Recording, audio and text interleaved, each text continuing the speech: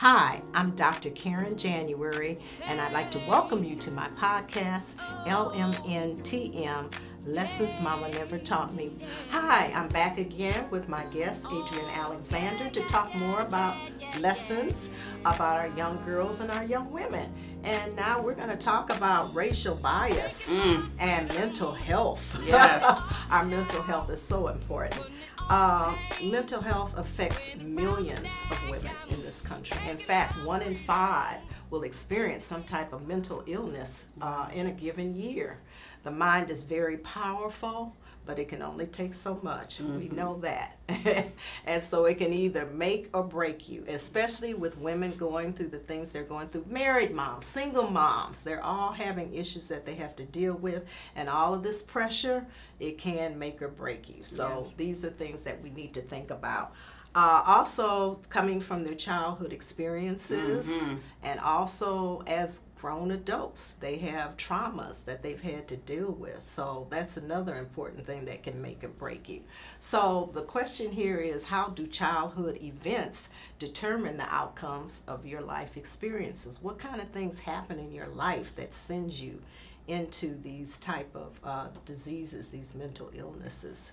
You know, I watched a whole TED Talk on adult children of trauma, and it was so informative because we don't realize how we affect our children coming up. You know, a lot of times you have younger parents who are selfish because they're young and they're growing up with their children, so they don't understand how to be parents. Absolutely. So because they're trying to be a parent and at the same time they're being parented, they don't know that cycle doesn't break. Yes. And so the children are affected by it, whether it be not enough attention, not enough love and hugs like we spoke about in the last segment, you know, not enough, you're beautiful, I love you, or even with simple necessities, you know, clothing, proper shoes, and keeping your hair done. You know, you're not looking, you know, like some of these parents may look the part, but then their children look like they don't belong to anyone. Like little scrubs. Yes. Yeah. And so, you know, you have to understand it, even just like with myself, when you have parents who are dealing with addictions and illnesses of their own, you know, subconsciously you push that down on your children. And not everyone is lucky enough, because I consider myself lucky and fortunate enough that I don't deal with those vices. You know, I've never had a drug problem or alcohol problem, but you know, not everyone has been able to overcome that. So there are no secrets in your closet. No, ma'am. But you're right. These young kids experience these traumas.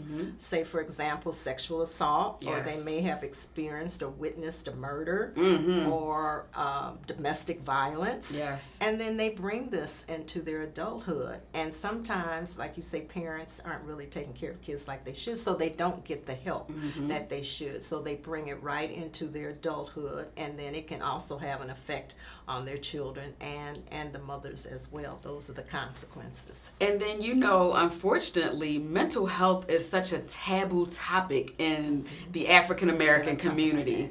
You know, it's just like, oh no, you know, I'm not seeing a psychiatrist or a therapist or a social worker. Any of those words, when you hear it, you know, you get defensive and no, I can't do that. You freeze up. Absolutely. Well, because of that, and a lot of mothers, because of all the traumas or just daily life that they're dealing with, are trying to conquer mental illness. And the stigma of mental illness continues to make us sick. Yes. And it makes us sick because who wants to be out there and be labeled? You know, they're fearful of trying to get help. I mean, if you think somebody's going to be calling, oh, she's crazy, she's nuts, there's something wrong with her, you know, and we get this. So, you know, people are less likely to come out and get help, and that's why we're saying that it continues to make us sick. So what is some information that we can share with our daughters so that they will have an understanding of how important mental health is to their well-being? I think we just need to share that it's okay. Yes, absolutely. It's okay. Educate. We need to educate ourselves, and we need to educate them, and we need to educate people in general and let them know about mental illness. Like you said, we're you know, it's such a fearful thing, and you don't want to admit to something like that. So absolutely, we need to let them know, you know, that You know, and let's look at it like this. You have a headache, migraine headaches, you have diabetes, whatever. You go to the doctor for that. Right. Why would you not go to the doctor when your brain is sick? It's the same. It's the same thing. Yes. But we don't see it like Right, that, and no. that's because of the stigma. Yep. You know, everybody. You know, oh no, I'm not going to label myself like that or want to be called names. So you are right. When I speak to the young girls with my nonprofit, I feel like a great exercise that I actually got from therapy. All right. Is She writing ain't it too down. proud. I am not. Yes. Because it gets overwhelming, and as you said, to your point, we can only take but so much before you Absolutely. break down. We're you know, like a you pressure walk- cooker. Oh yes. And it's gonna build up until it explodes. And you then just don't what? know what to do, and then you laugh to keep from crying, or you crying and you laughing at the same. That was me. I'm crying and I'm laughing at the same time. Right. So I'm just like, oh, Yeah. Wait 1 minute. wait a minute. But we need to understand that, like I said, if it's a medical condition, we're right there at the doctor.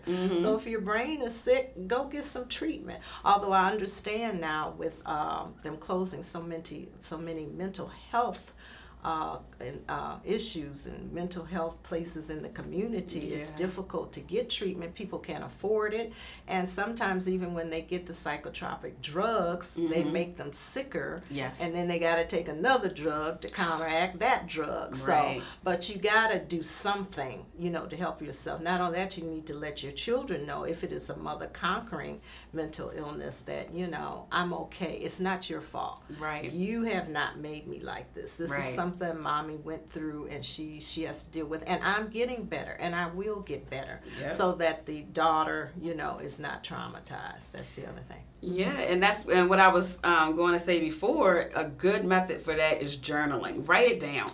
You can't always share your feelings. Not everyone is able to communicate effectively what they're feeling. So who else can you share your thoughts with that would understand you better than Yourself. you? Absolutely. So if you're writing it down, if you're journaling it, you keep a diary of your thoughts, and just, write down what you're feeling. And then that way you can go back and you can read it. You can look at it, and you can try to understand better what it was that you were going through in that moment. What were you thinking in that moment? Yes. And then you learn from it and you grow from it. Yeah, and as you say, we need to learn how to talk and open up to people. We don't do that, like you said, in our community. That is definitely a stigma. You get what? Therapy. Right. Right. Right. Oh, what's wrong with you? And then you see people kind of slide away from you. They say, oh, there's something wrong with you. So you're right. We need to talk about it. We need to educate. And I think, as you were saying, it's more and more coming out in the open. People are not as cruel as they used to be. Of course, there's always going to be people who do that and make fun of you. Yeah. But I think more and more now, because they're bringing so much attention to mental health and mental illness, that people are more aware. Like you say, on TV, they're showing, different shows and documentaries. Yes. Yeah, and they're talking about it in the schools too. So, because so many children which is so needed. are dealing with depression, anxiety. It's just amazing. Our children are, dealing with this. So we definitely have to keep the word out on that, because we don't want them to be scarred and teased, because they have, a mental health issue. Well, I think, to your point, a lot of our children are hurting. They're angry. Yes. They've been abused, and then they've been forgotten. And a lot of the hurt and anger that our children are feeling is manifesting itself in suicides, school shootings, school violence, bullying. These are things because you're hurting and you don't know how to communicate your hurt. The only thing you know how to deal with it is either by being violent or by ending your life, which is so unfortunate. You're expressing it how you can best do it. Like you said, pressure cooker. You got to let it out some kind of way. So this is their way of manifesting it. Now, speaking about well-being, it can also affect your racial identity, the well-being. If you don't feel good about yourself, if your self-esteem is not high, your opinion of yourself is not good. Now, there continues to be racial bias in the African-American culture. Big time. And we're talking about skin color and shades of color. I have a young lady from my book that was talking about she wanted to be a campus queen. Okay. And her shade of color is very, very light complexion. Okay.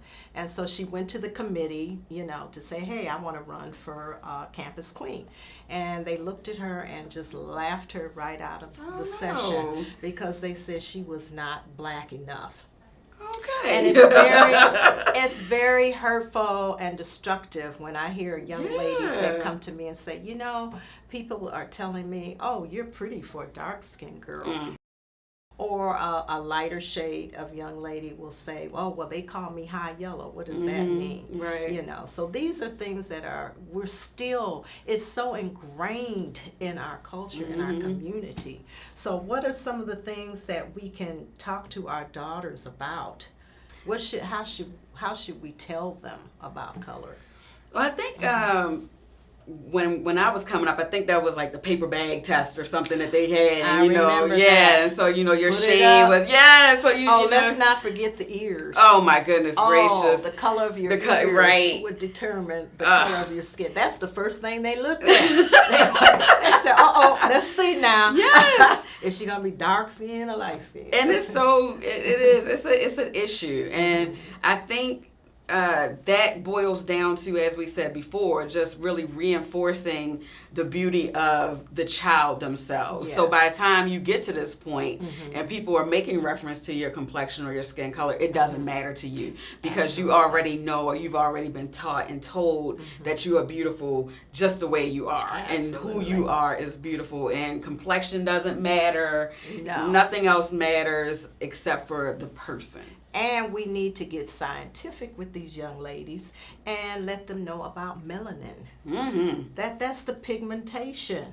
That determines the color of your skin, honey. It's not something, I wanted you to be this color. Right. It's automatically done. So we need to teach them a little scientific thing, which I think will help a little bit too, to understand that there's so many shades of color. Yes. And you just happen to get that one. And like you say, that color is beautiful. Yes, so that's no problem there. So you're right. Those are things that we can start off teaching them. We also have to watch these shows that they're that they're looking at and explain things when they see other cultures or people in dominant roles or saying things or making comments, and definitely check our families because they're the first ones that will have something to say. Yes. Look at our hair, look at our color, so we need to start there.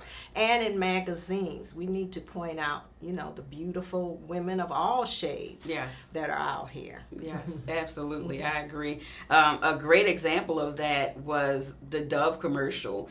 And I always bring attention to that because we had issues with the way that it was perceived, but then the models didn't. And everybody's like, we're just celebrating colors. Yes. But, society was like, no, you can't. And see, we don't have a problem. Light skin, dark skin. We're both beautiful. Yes. Thank you for tuning in today. I want to thank my special guest, Adrienne Alexander. Please subscribe to my channel to see my next episode. Until then, love and peace.